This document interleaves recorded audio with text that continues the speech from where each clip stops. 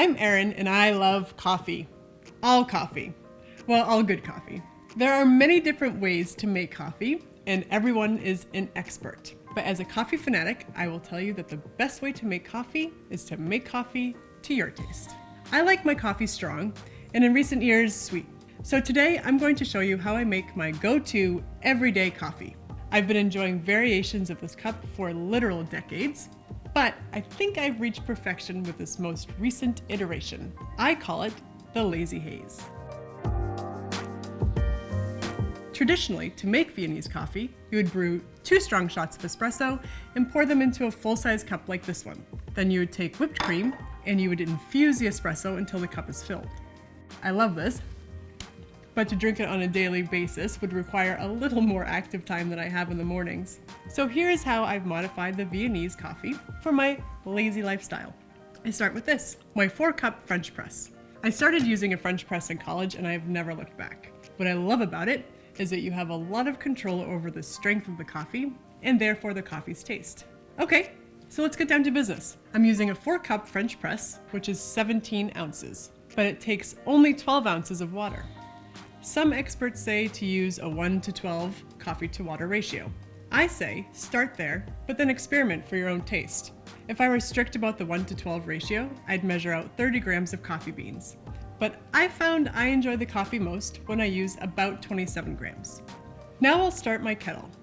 This way the water will heat up while I'm grinding my beans.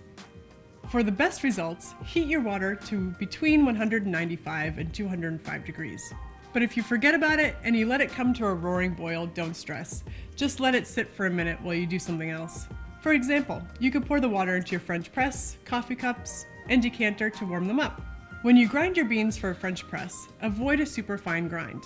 If you use a super fine grind, you will end up with more sediment in the final product, and that sediment will make your coffee taste a bit bitter. It's best if your grounds are a little coarse, like these. Once you've got your beans ground and your water heated, pour out your warming water and pour in your ground beans and your hot water until you reach the halfway mark of your French press. Set your timer for 30 seconds and now give it a little stir to break up the crust. Then pour in the rest of the water. Place the plunger on top like this. It should just be resting on the beans. Now set your timer for 4 minutes to let it brew. What could you do with these 4 minutes? You could take out your half and half and homemade whipped cream from the fridge. Or you could empty your dishwasher. Or you could toast your bagel. Whatever. You do you. Now pour the warm water out of your cups and decanter and pour in your perfect coffee until it's about 3/4 full.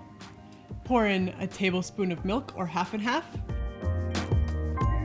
And top off with 2 heaping tablespoons of fresh made whipped cream.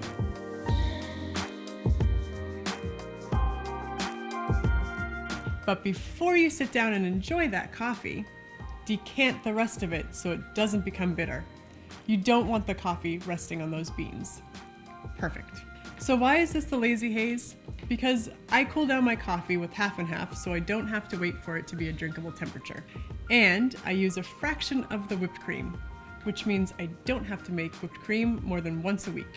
A carton of whipping cream will last my husband and I exactly 1 week. So, if I remember to make whipped cream on the weekends, we are good to go. Did you like the video? Then please subscribe to Everyday Coffee channel. And check out the links below to see where I get all my gear for my daily caffeine fix.